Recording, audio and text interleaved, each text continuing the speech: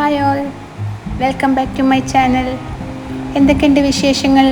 എല്ലാവരും സുഖമായിരിക്കുന്നു. ഇന്ന് ഞാനൊരു വീഡിയോ ചെയ്യുന്നത് ഈവനിങ് ടൈമിലുള്ള കാര്യങ്ങളൊക്കെ ഉൾപ്പെടുത്തിക്കൊണ്ടൊരു വീഡിയോ ചെയ്യാമെന്ന് വിചാരിച്ചു. ഒരു ഈവനിങ് സ്നാക്സ് ഉണ്ടാക്കണം. അത് കഴിഞ്ഞിട്ട് കുറച്ച് പണികളൊക്കെ ഉണ്ട്. അതൊക്കെ ഉൾപ്പെടുത്തിക്കൊണ്ടൊരു വീഡിയോ ചെയ്യാമെന്ന് വിചാരിച്ചു. ഇപ്പോൾ മുറ്റത്ത് ഞാൻ കുറച്ച് സാധനങ്ങളൊക്കെ ഉണക്കാനിട്ടുണ്ടായിരുന്നു. മുളകുണ്ട്, എള്ളുണ്ട്, അരിയുണ്ട്, കുരുമുളകുണ്ട്. അതൊക്കെ എടുത്ത് കൊണ്ടുവന്നു. മുളകും കുരുമുളകും അവിടെ തന്നെ ഉണക്കാനിട്ടുണ്ട്. അത് വെയിൽ പോയിട്ടില്ല. ഇത് ഞാനെടുത്തത് അരി കഴുകിയിട്ട് വെച്ചിട്ടുണ്ടായിരുന്നു കുറച്ച്. അതേപോലെ എള്ളും കുറച്ച് കഴുകി ഉണക്കാനിട്ടുണ്ടായിരുന്നു.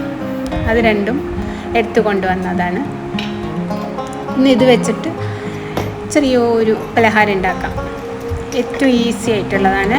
എല്ലാവരും വീട്ടിലൊക്കെ ഉണ്ടാക്കുന്നതായിരിക്കും. എന്നാലും ഞാനും ഉണ്ടാക്കിയൊന്ന് കാണിക്കാം. ഇനി ആരെങ്കിലും ഉണ്ടാക്കാത്തുണ്ടെങ്കിൽ ഇതുപോലെ ചെയ്യാമല്ലോ. നല്ല ടേസ്റ്റി ആയിട്ടുള്ളതാണ്.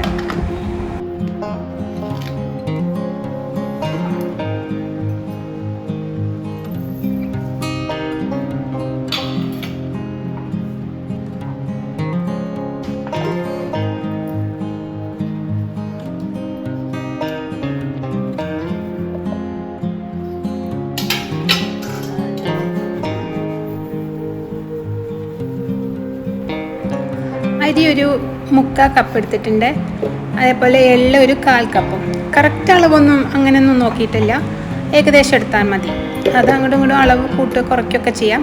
അതിനനുസരിച്ച് ചെറിയൊരു ടേസ്റ്റിൻ്റെ വ്യത്യാസം വരുമെന്ന് മാത്രം. എള്ള് കൂടുമ്പോൾ എള്ളിൻ്റെ ടേസ്റ്റ് കൂടുന്നു മാത്രമേ ഉള്ളൂ. ഇനി ഇത് നമുക്ക് നന്നായിട്ടൊന്ന് വറുത്തെടുക്കാം. അരി വറുക്കണം, അതേപോലെ എള്ളും വറുക്കണം. എള്ള് അധികം വറുക്കണ്ട, ചെറുതായിട്ട് വറുത്താൽ മതി. അരി പിന്നെ നന്നായിട്ടൊന്ന് വറുത്തെടുക്കണം. അത് ഇത്രയും ഒരു 3/4 കപ്പുള്ള കാരണം എല്ലാം കൂടി ഒരുമിച്ച് ഇടണ്ട. അപ്പോൾ അരി മുഴുവൻ നന്നായിട്ട് വറുത്ത് കിട്ടില്ല ഒരുമിച്ച് കിടക്കുമ്പോൾ. കുറച്ചായിട്ട് എടുത്തിട്ട് വറുത്ത് ഒരു പ്ലേറ്റിലേക്ക്, പരന്ന പ്ലേറ്റിലേക്ക് മാറ്റിയാൽ മതി. അപ്പോൾ പെട്ടെന്ന് അത് ചൂടാറി കിട്ടും ചെയ്യും. പെട്ടെന്ന് നമുക്ക് മിക്സിയിൽ പൊടിച്ചെടുക്കാമല്ലോ.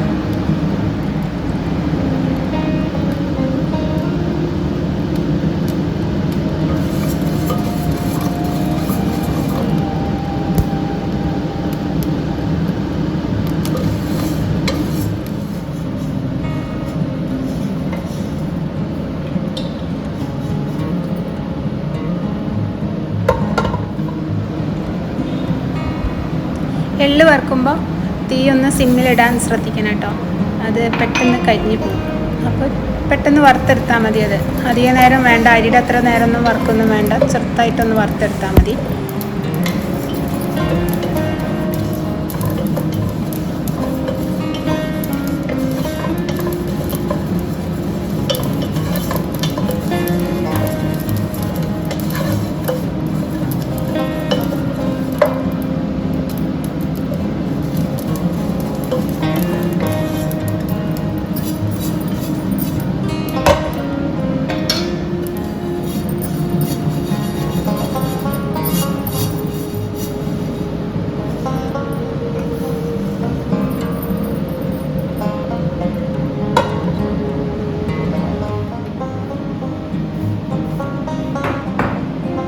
അരിയും എള്ളൊക്കെ വറുത്ത് വെച്ചിട്ടുണ്ട്.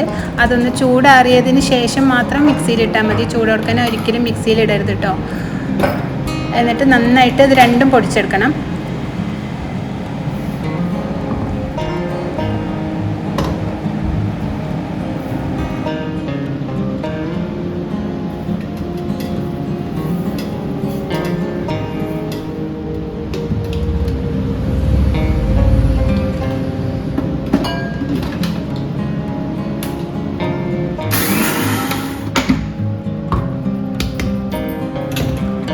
ആദ്യം എള്ള് നന്നായിട്ട് പൊടിക്കുക. എന്നിട്ട് അതൊരു ബൗളിലേക്ക് മാറ്റുക. എന്നിട്ട് പിന്നെ അരി അധികം ഉണ്ടെങ്കിൽ, മിക്സിയിൽ അധികം ഉണ്ടെങ്കിൽ 2 പ്രാവശ്യമായിട്ടൊക്കെ പൊടിച്ചാൽ മതി. അല്ലെങ്കിൽ ഒന്നിച്ച് തന്നെ പൊടിച്ചെടുക്കുക, നമ്മളെടുക്കുന്ന അളവിനനുസരിച്ചിട്ട്. അത് നന്നായിട്ട് പൊടിച്ച് കഴിഞ്ഞതിന് ശേഷം അതിങ്ങനെ അരിച്ചെടുക്കൊന്നും വേണ്ട കേട്ടോ. നന്നായിട്ട് മിക്സിയിൽ പൊടിച്ചെടുത്താൽ മതി.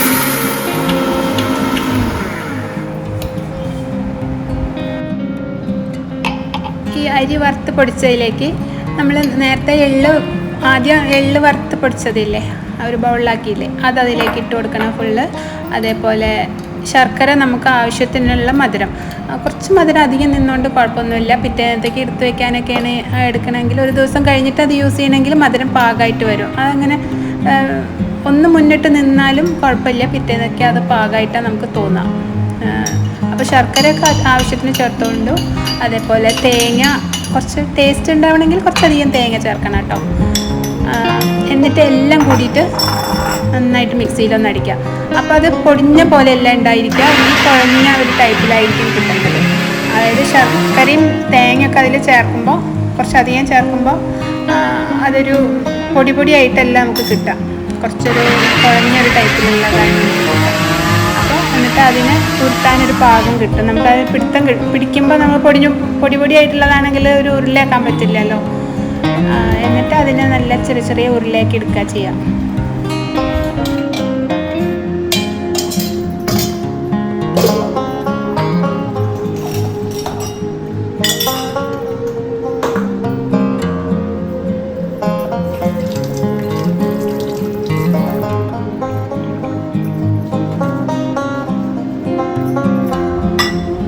എല്ലാവർക്കും എള്ളുണ്ടെന്ന് പറയുമ്പോൾ എള്ള് പൊടിക്കാണ്ടുള്ള എള്ള് ചേർത്തിട്ടുള്ള എള്ളുണ്ട ഉണ്ടാക്കുന്ന, ശർക്കരയും ചേർത്തുള്ള എള്ളുണ്ട ഉണ്ടാക്കുന്ന വലിയ ഓർമ്മ വന്നിട്ടുണ്ടാവുക.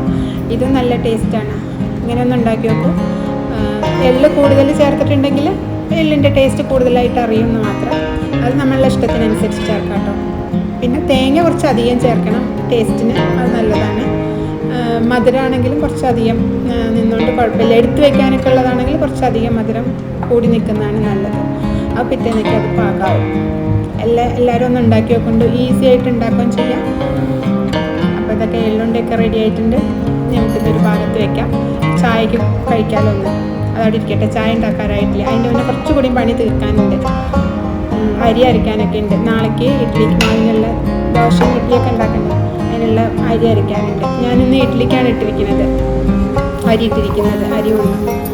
അപ്പോൾ അതുകൊണ്ട് ആദ്യം ഇഡ്ഡലി ഉണ്ടാക്കും, അവസാനത്തെ മാവ് കൊണ്ട് പിന്നീട് പിറ്റത്തെ ദിവസം ദോശ ഉണ്ടാക്കാറ്. അപ്പോൾ അതിൻ്റെ കുറച്ച് പണികളൊക്കെ ഉണ്ട്. അതിൻ്റെ മുന്നേ നമുക്ക് ഇവിടെയൊക്കെ ഒന്ന് ക്ലീനാക്കി വെക്കണം. എന്ത് പണി കഴിഞ്ഞാലും ആദ്യം അത് ക്ലീനാക്കി വെച്ചിട്ട് അടുത്ത പണി തുടങ്ങാവൂ. അല്ലെങ്കിൽ പിന്നെ ആകെ കിച്ചണൊക്കെ ഒരുമാതിരിയായിട്ട് കിടക്കുമ്പോൾ പണി ചെയ്യാനൊരു സുഖം ഉണ്ടാവില്ല.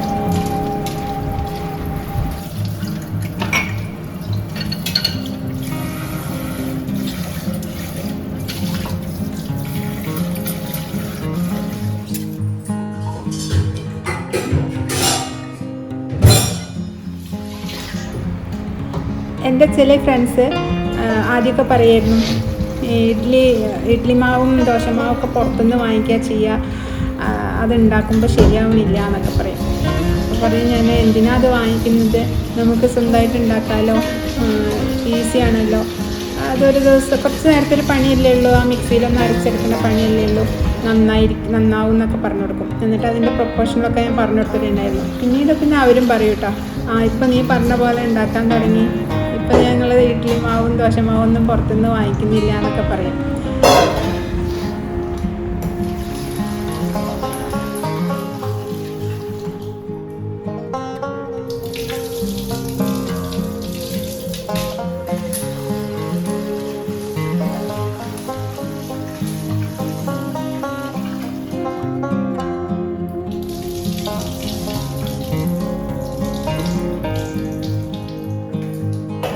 നമ്മൾ ഈ ദോശയ്ക്കും ഇഡ്ഡലിക്കൊക്കെ അരച്ച് വയ്ക്കുമ്പോൾ ആദ്യം ഉഴുന്നരയ്ക്കുക, അതിന് ശേഷം ആ ജാറിൽ അരി അരച്ചാൽ മതി. അപ്പോഴാണ് ഈ മിക്സിയുടെ ജാറ് വൃത്തിയായിട്ടിരിക്കാനും നല്ലത് അതാണ്.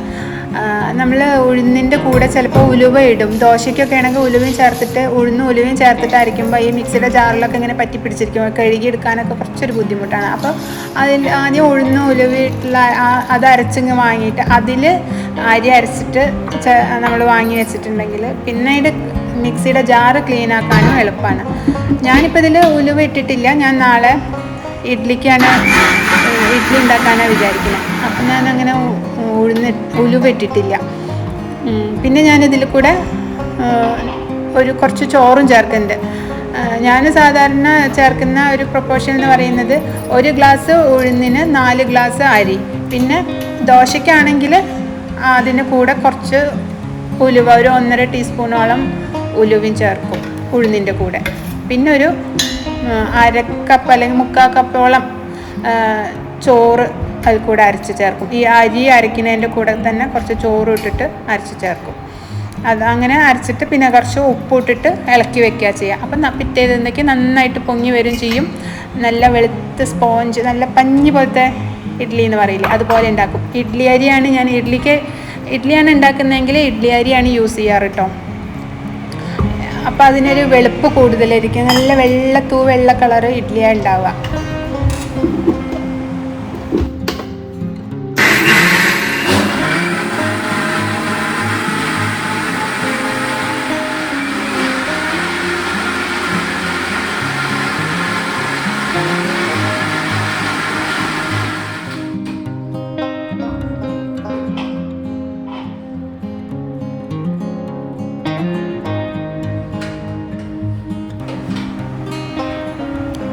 ഇഡ്ഡലിക്കൊക്കെ അരയ്ക്കുമ്പോൾ വെള്ളം കൂടാതെ ശ്രദ്ധിക്കണം കേട്ടോ.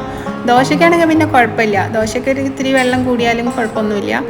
ഇഡ്ഡലിക്ക് ആ കറക്റ്റ് ഇതിൽ കിട്ടും വേണം. വെള്ളം കുറഞ്ഞിരുന്നാലും അത് ഭയങ്കര കുറച്ച് ഹാർഡായിട്ട് തോന്നും ചെയ്യും.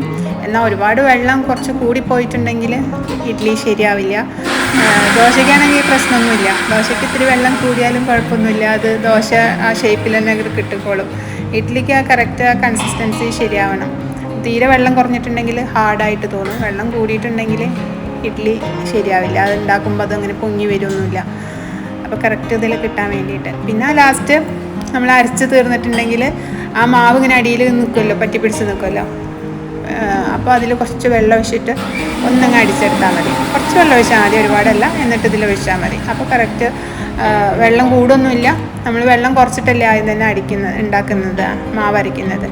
എന്നിട്ട് പാകത്തിന് ഉപ്പും ചേർത്തിട്ട് നന്നായിട്ട് ഇളക്കി വെച്ചാൽ മതി.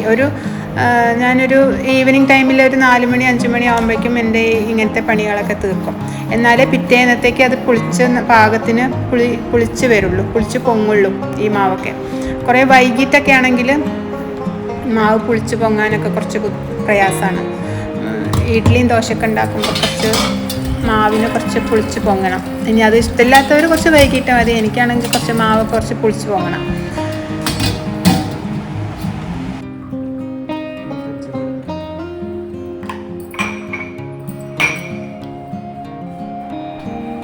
മാവൊക്കെ അരച്ചൊരു ഭാഗത്ത് വെച്ചതല്ലേ, ഇനി ഇവിടെയൊക്കെ ഒന്ന് ക്ലീൻ ആക്കിയിട്ട് അടുത്ത പണി ചെയ്യാം. ചായ വെക്കാനുണ്ട്, പക്ഷേ ഇവിടെയൊക്കെ ഒന്ന് ക്ലീൻ ആവാതെ ചായ വെച്ചിട്ടുണ്ടെങ്കിൽ ശരിയാവില്ല. ആദ്യം ഇങ്ങനെ കൗണ്ടർ ടോപ്പൊക്കെ ഇങ്ങനെ വൃത്തിയായിട്ടിരിക്കണം, എന്നാലേ പണി ശരിയാവുള്ളൂ. അപ്പോൾ എന്ത് പണി ചെയ്താലും അവിടെയൊക്കെ ഒന്ന് ക്ലീൻ ആക്കി വെച്ചിട്ട് അടുത്ത പണി തുടങ്ങാം.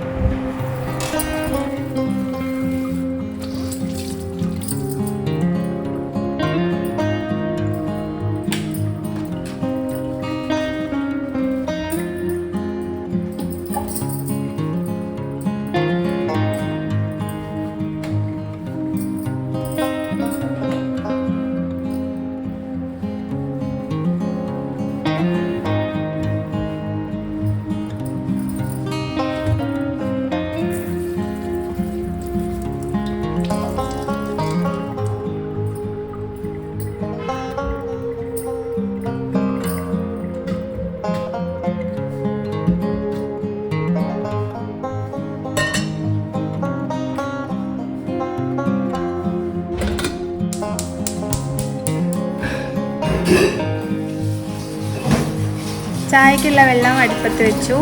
ഇനി അത് തിളയ്ക്കുമ്പോഴേക്കും നമുക്ക് ഇവിടെയൊക്കെ ഒന്ന് ക്ലീൻ ആക്കാം. അപ്പോൾ ആ സമയം വൈകില്ല, ഞാൻ അങ്ങനെ ചെയ്യാറ്. എന്തെങ്കിലും സ്റ്റൗവിൻ്റെ മുകളിൽ വെച്ചിട്ടുള്ള അവിടെ ഇങ്ങനെ വെയിറ്റ് ചെയ്ത് നിൽക്കണ്ടല്ലോ, ആ സമയത്തിന് ബാക്കി എന്തെങ്കിലും ക്ലീനിങ് ചെയ്യാനുള്ളതൊക്കെ ആണെങ്കിൽ പാത്രം കഴുകൽ അങ്ങനെയുള്ളതൊക്കെ ആ സമയത്തിൻ്റെ ഉള്ളിൽ അങ്ങ് തീർക്കും. അപ്പോൾ നമുക്ക് ഒരുപാട് സമയം കിച്ചണിൽ നിൽക്കും വേണ്ട. എന്നാൽ ആ സമയം കൊണ്ട് അവിടെ കുക്ക് ചെയ്യാനുള്ള കാര്യങ്ങളൊക്കെ എന്തെങ്കിലുമൊക്കെ സ്റ്റൗവിൻ്റെ മുകളിൽ വെച്ചിട്ടുണ്ടെങ്കിൽ അതാവും ചെയ്യും. അപ്പോൾ അത് ഞാൻ അവിടെ വെള്ളം വെച്ചിട്ട് ഇവിടെ വന്നിട്ട് ഈ മിക്സി കാര്യങ്ങൾ പാത്രങ്ങളൊക്കെ ഉണ്ടായിരുന്നല്ലോ, മാവരയ്ക്കുമ്പോൾ യൂസ് ചെയ്തതും ഒക്കെ, അതൊക്കെ ഒന്ന് കഴുകി വെക്കുകയാണ്. അപ്പോൾ ആ സമയം കൊണ്ട് അവിടെ വെള്ളം തിളയ്ക്കും ചെയ്യും, പണികളൊക്കെ പെട്ടെന്ന് അങ്ങ് നീങ്ങും. ഇങ്ങനെയാണ് എല്ലാ പണിയും ചെയ്യുക അവിടെ. അപ്പോൾ നമ്മളുടെ ടൈം കുറേ വേസ്റ്റ് ആവില്ല, കിച്ചണിൽ ഒരുപാട് നേരം നിൽക്കും വേണ്ട.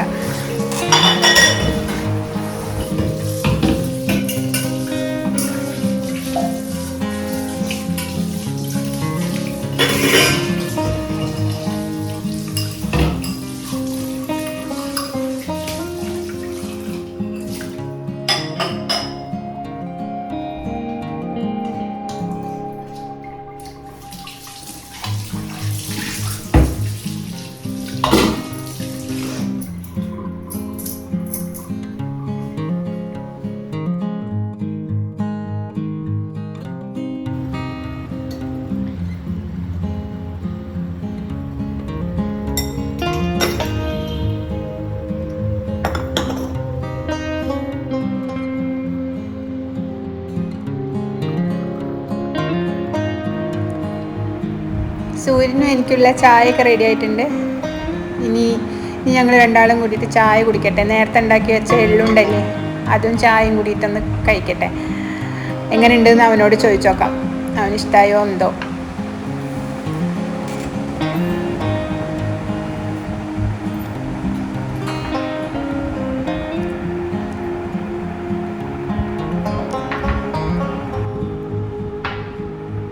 ചായ കുടിച്ച് കഴിഞ്ഞപ്പോഴേക്കും ഞങ്ങൾക്ക് വിളക്ക് കത്തിക്കാറായിരിക്കുന്നു. ഇനി ഞങ്ങൾ രണ്ടാളും പോയിട്ടൊന്ന് വിളക്ക് കത്തിക്കട്ടെ. ഞങ്ങളുടെ വീടിൻ്റെ പൂജാ സ്പേസ് കണ്ടിട്ടുണ്ടോ? ഹോം ടൂറിൽ കാണിച്ചിട്ടുണ്ടായിരുന്നു ഈ ഭാഗമൊക്കെ, ഓർമ്മയുണ്ടോ? നമ്മുടെ കോട്ടയാടിൻ്റെ ഓപ്പൺ കോട്ടയാടില്ലേ, അതിൻ്റെ അടുത്ത് തന്നെ ആയിട്ടാണ് പൂജാ സ്പേസ് വെച്ചിരിക്കുന്നത്.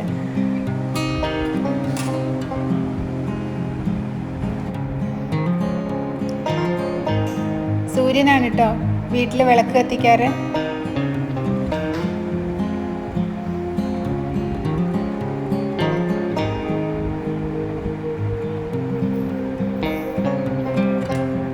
വിളക്ക് കത്തിക്കലൊക്കെ കഴിഞ്ഞു. ഇന്നത്തെ വീഡിയോ എല്ലാവർക്കും ഇഷ്ടമായി എന്ന് വിചാരിക്കുന്നു.